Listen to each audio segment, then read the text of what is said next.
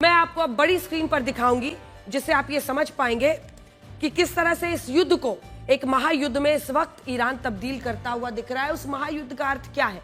11 देशों पर वो अगर छिटपुट हमले कर रहा है तो कभी यहां कभी वहां। ईरान ने भले अपनी टॉप लीडरशिप को खो दिया है, लेकिन अब भी ईरान की सेना के पास 3.5 लाख जवानों की एक पूरी फौज है। 3.5 लाख की सेना। जब आप इस्लामिक रेवोल्यूशनरी गार्ड कॉर्प्स के पास देखें तो IRGC के पास 1,90,000 और वही बसीश फोर्स जो उनका है वो 40,000। और ये सोर्स है हमारा इस इंफॉर्मेशन का, आर्म्स कंट्रोल एसोसिएशन। तो आप अंदाजा लगा सकते हैं कि उसके पास कैसे ईरान के ये लाखों जवान इस युद्ध को लंबे वक्त तक खींचने की कोशिश कर सकते हैं, जिससे अमेरिका, इजराइल की सेना, उनके संसाधन, उनके हथियार, उनकी अर्थव्यवस्था, उनके सैनिकों का मनोबल टूटे और ये युद्ध आगे जाकर उनके लिए थकाऊ बन जाए। अब भी सिर्फ 3 दिन में इस युद्ध में अमेरिका के काफी डॉलर खर्च हो चुके हैं। अल जजीरा के मुताबिक 28 फरवरी से 2 मार्च के बीच अमेरिका इस युद्ध पर 3,000 करोड़ रुपए, माफ कीजिएगा 13,000 करोड़ रुपए खर्च कर चुका है। और इसका सोर्स है अल जजीरा, जिसमें वो ये दावा कर रहे हैं कि 28 फरवरी से 2 मार्च तक सिर्फ 13,000 करोड़ रुपए अमेरिका इस युद्ध पर खर्च कर चुका है। इस युद्ध के सिर्फ शुरुआती 24 घंटों में 7,175 करोड़ रुपए, जबकि युद्ध से पहले उसकी तैयारियों पर ही सिर्फ 5,804 करोड़ रुपए खर्च हुए। और ऐसे में सोचिए, अगर ये युद्ध ऐसे ही चलता रहा तो अमेरिका का कितना बड़ा बिल बनने वाला है। और ईरान तो कह रहा है कि ये होकर रहेगा। ईरान के पास 2,600 से ज्यादा टैंक्स है, 188 मिलिट्री एयरक्राफ्ट है, 109 युद्धपोत है। तो इससे आप अंदाजा लगा सकते हैं कि ईरान की पूरी तैयारी और कितने दिनों तक वो इस युद्ध को खींच पाएगा। उसके पास 109 युद्धपोत और पनडुब्बियां भी हैं, जैसा कि हम आपको दिखा रहे हैं। और ईरान की मिसाइलों के बारे में तो आप सुन ही रहे होंगे। ईरान के पास 3,200 मिसाइलों का जखीरा है। ये आ गई आपके सामने मिसाइलों की संख्या। अगर आप इस पूरे इलाके को देखेंगे तो इसकी जो मिसाइल पावर है, इसी मिसाइल शक्ति को अब अमेरिका ने लेटेस्ट गोल पोस्ट यही बनाया है। वो कह रहे हैं कि भाई हम तो ईरान की मिसाइल कैपेसिटी को खत्म करने के लिए युद्ध लड़ रहे हैं। इससे पहले आपने रेजिम चेंज सुना था, इससे पहले आपने सुना था कि ईरान की जनता पुकार रही है अमेरिका को कि आइए हमें बचाइए, आजाद कराइए खामनेई से।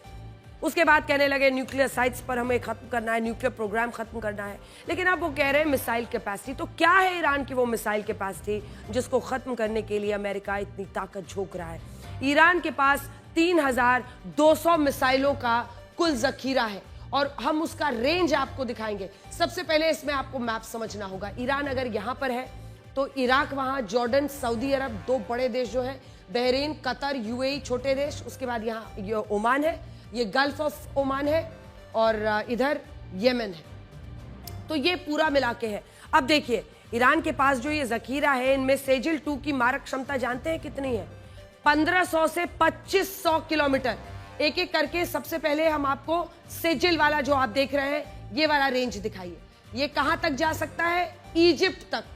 तो इसका जो एम्बिट है, ये सारे देश उसमें आ जाएंगे जो 1500 से 2,500 की किलोमीटर रेडियस में है। यानी अगर इसको आप ऐसे गोल करें तो इजराइल भी। अब आ जाइए कि इसके जो और इसे डांसिंग मिसाइल भी सेजिल को कहा जाता है, जो अपने लक्ष्य को निशाना बनाने का कभी भी वो उससे चूकती नहीं है। और ईरान कह रहा है कि अभी इस मिसाइल को तो उसने दागा ही नहीं है, इसका नंबर तो अब आएगा। यूक्रेन युद्ध पिछले 4 सालों से चल रहा है, जिससे दुनिया ज्यादा प्रभावित नहीं हुई है। एक बार फिर से दिखा दीजिए वो मैप, एक बार जल्दी से, उससे पहले पिछला वाला मैप जल्दी से।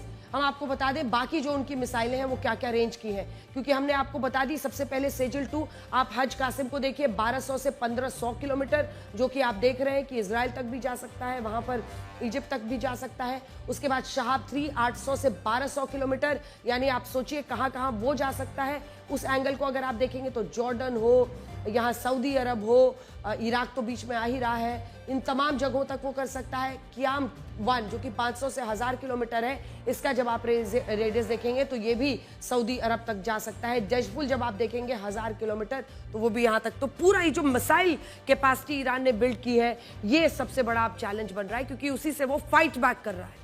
यूक्रेन युद्ध पिछले 4 सालों में चल रहा है, जिससे दुनिया ज्यादा प्रभावित नहीं हुई है, लेकिन अगर ईरान युद्ध 6 महीने भी चलता है तो ये पूरी दुनिया की अर्थव्यवस्था के लिए चैलेंज बन जाएगा। ऐसा हम इसलिए कह रहे हैं क्योंकि ईरान पूरी दुनिया के क्रॉस रोड पर मौजूद है। और क्यों कहा जाता है कि ईरान भारत के लिए भी स्ट्रेटेजिकली बहुत इंपॉर्टेंट है, अगर हमें मिडिल ईस्ट के साथ अपने, क्योंकि ये देखिए जब आप नक्शे पर जाएंगे ना, एक बार थोड़ा सा जूम इन कीजिए, जब आप नक्शे पर जाएंगे और आपको बॉर्डर्स दिखेगा, तो यहां पर भारत के बाद पाकिस्तान, अफगानिस्तान, फिर ईरान ही है वो बीच का, क्योंकि यहां पर gulf of Persia, gulf of Oman है, और ये वाला जो पूरा हिस्सा है यही ईरान है। ये हमारा लिंक है मिडिल ईस्ट से। तो स्ट्रेटेजिकली ये कितना इंपॉर्टेंट है, इसकी आप कल्पना कर सकते हैं। यूरोप, एशिया, अफ्रीका, तीनों कॉन्टिनेंट्स को आपस में ये जोड़ता है। एक तरफ ये एशिया को जोड़ता है, एक तरफ यूरोप को जोड़ता है, एक तरफ अफ्रीका को जोड़ता है। तो ये बीच में स्ट्रेटेजिकली लोकेटेड है, और इस वजह से ईरान को दुनिया के नक्शे से मिटाना लगभग नामुमकिन है। और अगर ईरान में युद्ध लंबा चलता है तो इससे हर देश किसी ना किसी तरीके से प्रभावित होगा, चाहे वो तेल के कारोबार की वजह से या फिर स्ट्रेटेजिक कॉरिडोर्स जो बन रहे हैं ईरान के जरिए। भारत के नजरिए से भी आप देखिए तो चाबहार पोर्ट हो, तेल की कीमतें हैं, ये सब हमें प्रभावित कर रही हैं। आप ये भी कह सकते हैं कि ईरान, अमेरिका और इजराइल के लिए मधुमक्खियों का वो छत्ता बन सकता है, जिसमें इन देशों ने हाथ डालकर शायद गलती कर दी है, और पूरी दुनिया में अब इससे अस्थिरता और घबराहट का माहौल है। हालांकि राष्ट्रपति ट्रंप ने कहा है कि अमेरिका ने अभी पूरी ताकत से ईरान को नहीं मारा है, और इन हमलों की असली वेव अभी बाकी है। और वो ये भी कह रहे हैं कि युद्ध अभी 4-5 हफ्तों तक चलेगा, अगर जरूरत पड़ी तो अमेरिका अपने जवानों को ईरान भी भेजेगा। सुनिए। Right from the beginning, we projected 4 to 5 weeks, but we have capability to go far longer than that. We'll do it. Whatever somebody said today, they said, oh, well, if the president wants to do it really quickly. After that, he'll get bored. I don't get bored. There's nothing boring about this. Do you agree with that, Pete? I don't think there's anything, Mr. General. I think there's nothing boring about it. Somebody actually said from the media, I think he'll get bored after about a week or two. No, we don't get bored. I never get bored. If I got bored, I wouldn't be standing here right now. I guarantee you that, to go through what I had to go through. We also projected 4 weeks to terminate the military leadership, and as you know, that was done in about an hour, so we're ahead of schedule there by a lot.